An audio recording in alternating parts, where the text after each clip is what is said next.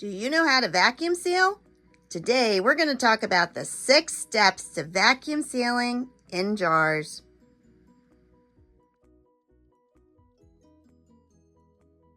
Hello everybody, this is Deb from Just Do Something Homestead, and today we're going to talk about my favorite topic, and that is vacuum sealing. Also going to sprinkle in 6 helpful hints all about vacuum sealing different foods and what works better than others. Let's see if you can find all 6.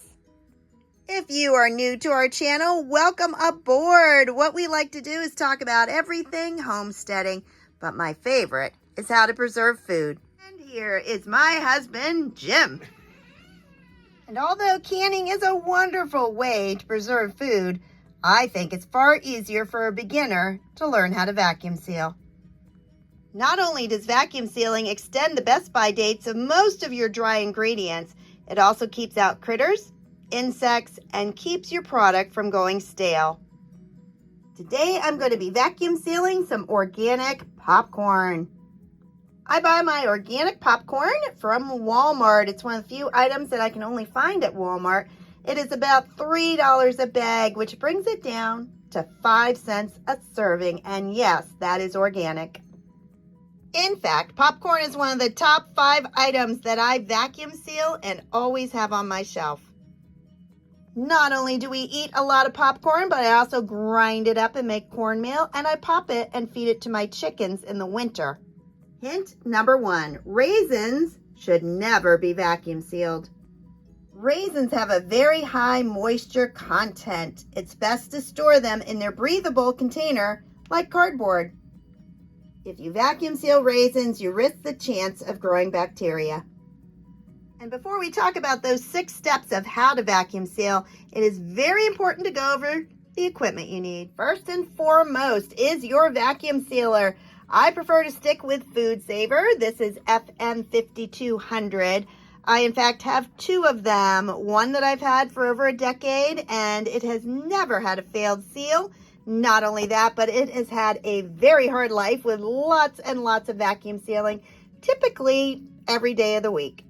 And honestly, the only reason that I have 2 of them is about a year ago, I was on Amazon looking at their deals, and I found one for an extremely low price. And I said, you know what? I think I want to have a second one just as a standby. It actually enables me to keep one in my pantry that I have set up at all times, as well as the other one in my kitchen.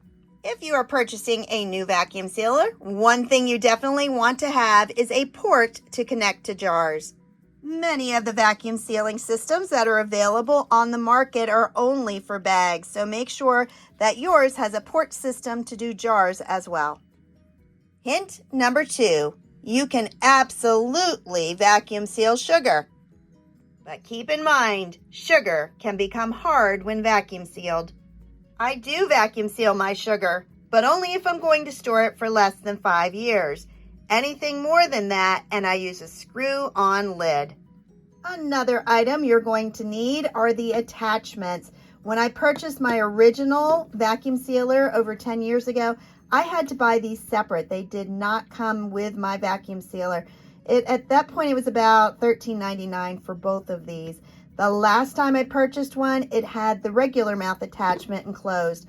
But in order to vacuum seal, you're going to want a regular size and a wide mouth.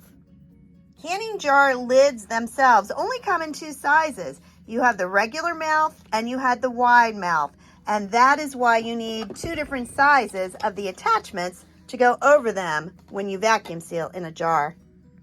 The next piece of equipment that you need in order to vacuum seal in jars is, in fact, jars. The size that I use more often than any other jar is the half-gallon size. In fact, everything that you see right here in my pantry is, in fact, in a half-gallon jar. But it's important to know that any size canning jar will work.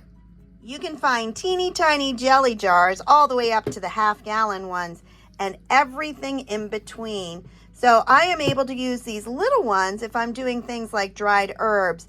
And then there's also the ones up here. This is some of the corn that I have dehydrated myself, coffee beans. These are all things that you can vacuum seal. Along with the flats or the lids, which is the same item, you're going to need some rings. And I know this is controversial. It is not recommended to put rings on your canned items, but this is not canned. This is vacuum sealed, and I always put a ring on it. And if I am challenged more than anything else with my vacuum sealing, it is by the hundreds of people that say, why do you need to put a ring on it? Well, it's pretty simple. If I have a ring on it and this jar gets bumped or falls and goes all the way down to the floor, the ring is going to keep it sealed. If I don't have a ring on it and something happens, whether it's air pressure change, something gets bumped, or the seal is a false seal and falls off, first off, my contents are going to go stale.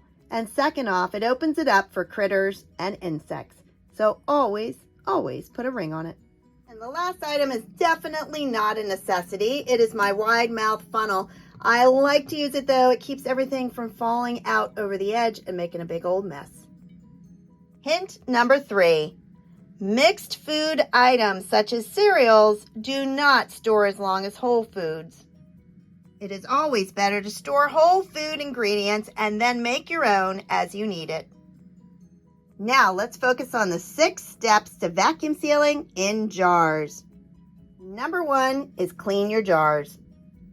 I recommend washing them in hot soapy water the night before and then air drying so there's no chance of any moisture in your jars. I opened up a brand new case of jars just last night and they were covered in slivers of glass. So please don't skip this step. You need to use clean jars. Now, as far as sterilizing your jars, there is absolutely no need. This is not canning. You're not putting in a liquid that's going to grow bacteria. Nope. You just need to wash them and air dry them. Step 2 is to fill your jars. These bags of popcorn are 20 ounces each. Right now, I have poured 3 bags in there. I have the teeniest little bit left in the bottom of this bag, but don't worry, I can get it in there. This jar looks like it is filled, but what I have learned is I can take the jar, shake it around, pound it down on the floor or the counter, and it is going to sink down. There's a lot of wasted space in this jar. It has sunk down another inch or so, so I'm going to add some more popcorn, and I'm going to keep doing this until the whole bag is in there.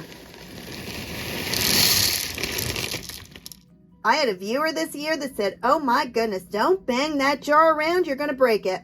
Well, after 20 some years, I have never broke a canning jar by getting all the contents to settle. Number 3, put on the lid and the attachments. Now, the first thing you want to do is wipe the rim of this jar with your clean hand. Yes, I have a clean hand. And put on a clean lid that I washed in hot soapy water and completely dried. Next, I add the attachment right on top and push down hard. The port of your vacuum sealer is going to plug into the hole on the top of your jar, just like that. And you want to push down really hard. Step 4, seal your jar. This sealer is going to shut off completely when all the air is removed. So I start by pushing power and then accessory.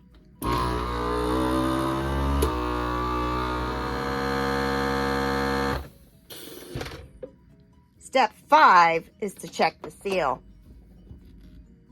After I remove the attachments, I simply take my fingers and pull as hard as I can around the seal of that jar. This seal is not going to come off.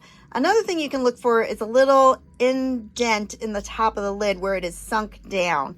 This jar is absolutely sealed. And number 6, put a ring on it. Every single jar that I vacuum seal gets a ring on it. It helps to keep the lid on in the event of a false seal and keeps the critters out. Hint number 4. High-fat foods like nuts and chips don't vacuum seal for very long. The fat causes them to become rancid. It is better to store them in the freezer for long-term storage. The biggest challenge to filling up your pantry with vacuum-sealed foods is not the amount of time it takes to do this. I can vacuum seal a jar in just a matter of minutes. The biggest challenge at this point is having enough money to buy extra food. This is $9 of popcorn. Hint number 5, coffee can be vacuum sealed, but whole beans last a lot longer than ground coffee. So if you're looking for long-term storage, definitely go with whole beans. You can find inexpensive coffee grinders. This one I got at a thrift store for $3. As I like to say often on this channel, you don't have to do everything at once. Just do something. You might wonder how long your popcorn can be stored if vacuum sealed. The answer is I add 5 years to the best by date. That means this popcorn is good until 2031. And hint number 6, always put a barrier between your powdered items and the lid. Typically, I use all natural cupcake liners, but you can use coffee filters, paper towels, tissues, anything that goes on top of your food so it's not sucked into your vacuum sealer. If you look closely, you can see a cupcake liner on top of my sugar. And since we said that sugar can become hard, I want you to see that in this jar, it is far from hard. Ooh, there is definitely a chill in the air. If you enjoyed this video on how to vacuum seal in jars in just 6 easy steps, please like, subscribe, and share. Have a blessed day, everybody. Bye-bye.